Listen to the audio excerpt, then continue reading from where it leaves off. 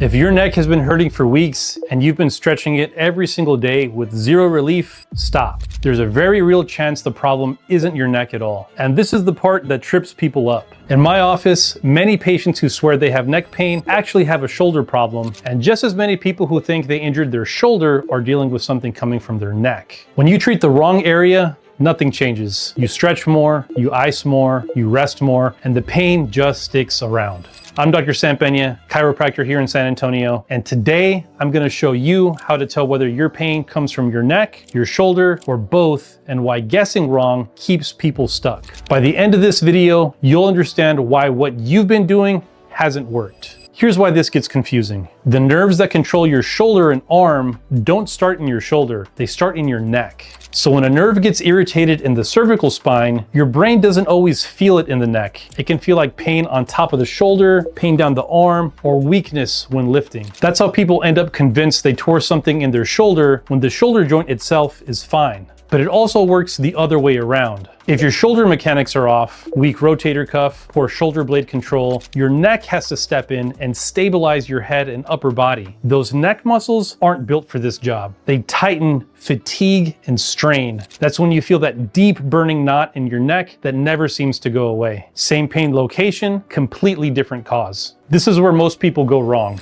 There are two main patterns I see over and over again. The first is a neck problem pretending to be a shoulder injury. If there's irritation around the C5 or C6 level in the neck, you might feel a dull ache on top of the shoulder or weakness when you raise your arm. Patients tell me, "Doc, I think I messed up my rotator cuff." We check the shoulder, the joint's moving good, the strength is there. The signal is just getting jammed upstream. Here's a simple test. Look up, turn your head to the painful side, and if this recreates your shoulder pain, the neck is likely driving the problem. Stretching the shoulder isn't going to fix that. Now let's flip it. The second pattern is an overworked neck. This is when the shoulder is the problem and the neck pays the price. If your shoulder blade isn't moving correctly or your rotator cuff isn't doing its job, your neck muscles have to compensate just to keep things stable. They tighten, they overwork, and they get irritated. That's when you feel the constant tension and burning in your neck. Here's the test for this pattern. If pressing onto your shoulder muscles reproduces your neck pain, or reaching overhead feels limited or uncomfortable, the shoulder is likely the source. And this is the mistake almost everyone makes. They treat the symptoms instead of the source. Neck-driven shoulder pain won't improve with endless shoulder exercises. And shoulder-driven neck pain won't improve with constant neck stretching. You have to identify the system which is driving the problem. That's how we approach this in my clinic. I don't just look at where it hurts. I assess how your neck moves, how your shoulder moves, and how they work together. Sometimes the fix is a simple adjustment. Sometimes it's shoulder stability. Oftentimes it's both. The key is not guessing. If you're in San Antonio and you're tired of chasing pain without answers, I encourage you to come in and get evaluated properly. Let's figure out if this is the neck, the shoulder, or both, and build a plan that actually fixes the problem. Thanks for watching.